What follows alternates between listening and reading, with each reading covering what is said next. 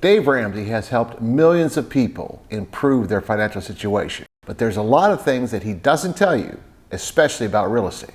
This video is not a critique of Dave or anything he teaches, but it will provide a couple of the missing pieces of the financial puzzle, and these missing pieces could be exactly what you need to stop wishing and start accomplishing your real estate goals. If you're thinking about buying a house, it's natural to seek advice. But what sometimes happens is we only get advice from one or two sources and then stop. In addition, these sources usually only talk about strategies we already agree with. If you really want to buy a house, I would encourage you to ask this question. Is it more important for you to be right and find a strategy that conforms to what you think you already know? Or is it more important to find the right answer? Which is probably going to mean exploring some ideas that are outside what you think you already know. Dave Ramsey has built a business around the concept that debt is bad. There are a lot of people out there who get themselves into trouble with debt. I was one of them. At one point, I had close to $80,000 in unsecured credit card debt. At the time, that was a big number for me. But if we believe what Dave's marketing material says, he had $1.5 million in loans called due that forced him into bankruptcy. And this happened in the 1980s. In today's dollars, that would be closer to $4 million. An experience like that would make anyone gun shy about debt. In fact, it was probably a very long time when Dave couldn't get any kind of credit. But after his financial collapse, he figured out that by preaching about no debt, people listened to him.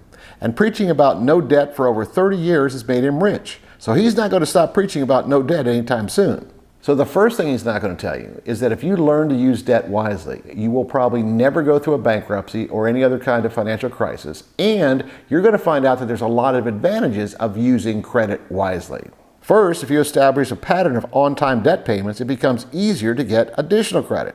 Let's say you were the bank and you were considering giving a loan to someone to buy a house. Would you rather see someone with no payment history or someone with a long period of on-time payments? Another advantage of using credit wisely are promotional interest rates. I've purchased many big-ticket items like appliances and furniture with 12 or 24 months of no interest. In other words, instead of giving that retailer my $5,000 before taking delivery of the appliances, I get the appliances, pay them off over time. It's going to cost me the same amount of money, and then use that $5,000 to put into some type of appreciating or income-producing asset. The final advantage Dave's never going to talk about are rewards programs. If you get a credit card with a decent rewards program and use it for everything you buy during the month, gas, groceries, even utility bills, instead of putting your money in envelopes and paying one transaction at a time, you charge everything on that card and pay the entire statement balance when it's due. In other words, you never carry a balance, so you never pay any interest. It will cost you the exact same amount of money to buy the things you're already going to buy. But if you do it like this, you're going to build up a huge rewards balance. And depending upon the card you're using, those rewards points can be used as cash to pay off future statement balances. Another way of looking at it is you have a negative interest credit card. That credit card company is paying you to use their card to buy the things you're already going to buy anyway. Another thing Dave Ramsey preaches about is the 15-year versus the 30-year mortgage. You really need to analyze this one to see if it makes sense for you, because when Dave first started talking about this was back in the 80s, when houses cost about $100,000 or less. The payment on a $100,000 loan at 7% for 30 years is $665, and for 15 years is $899. That's a difference of $234. If you do that same math on a $400,000 loan at 7%, the payment on the 30-year mortgage is $2,661, and for 15 years it's $3,595. That's a difference of $934, which is a much bigger piece of a monthly budget regardless of your overall household income.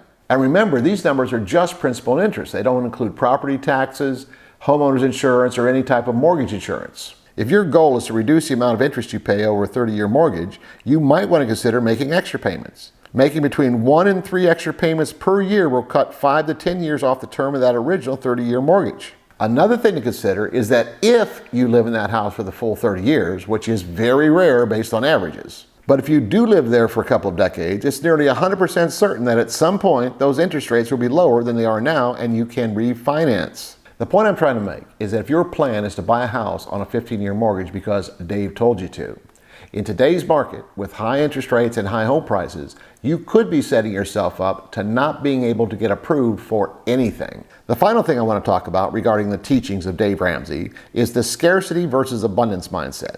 If you think there's a limited amount of money out there and we're all competing against each other for our piece of the pie, and if someone gets a big piece, that means you're going to get a smaller one. If that's the way you think things work, you're probably only about 180 degrees away from the truth. There are countless examples of people who create huge amounts of wealth out of nothing. Let me give you an example. There were two college students back in the 90s who kept taking classes because they really didn't want to go out and get a job. Well, one night they're eating their ramen noodles, smoking a little weed, and the one says to the other, "Dude, what if it's not about building a supercomputer? What if we put a whole bunch of small ones in one room and linked them all together? That would mean we'd have an unlimited amount of processing power and an unlimited amount of storage."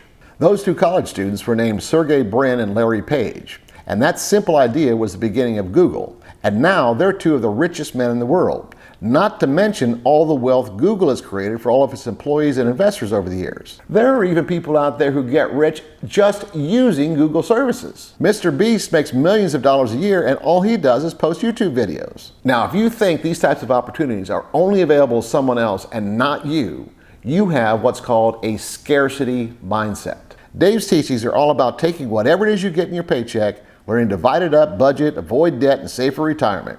If Dave himself thought that way, he would never have built his publishing and training empire, which funded his real estate purchases. If your teacher is even willing to do what he's telling you to do, why should you do it?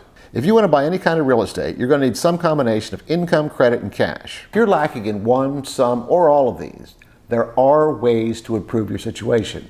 But how quickly you reach your goals, or if you even reach them at all, will be determined by who you seek advice from. There are lots of financial gurus out there, and Dave Ramsey is one of the most popular. He's been around for a long time, and he's helped millions of people. He has a lot of good things to say, but no single person has all the answers for every situation. It would be in your best interest to cross-reference what he says with other sources, and maybe even sources that don't align with how you think things work. In the final analysis, it's about whether you're going to be able to accomplish your goals, and maybe a slight adjustment to your current strategy will be all you need to finally get what you want. But what do you think? Leave your thoughts in the comments below. And don't forget to subscribe to my channel and ring the bell. That way you'll get a notification every time I post a new video.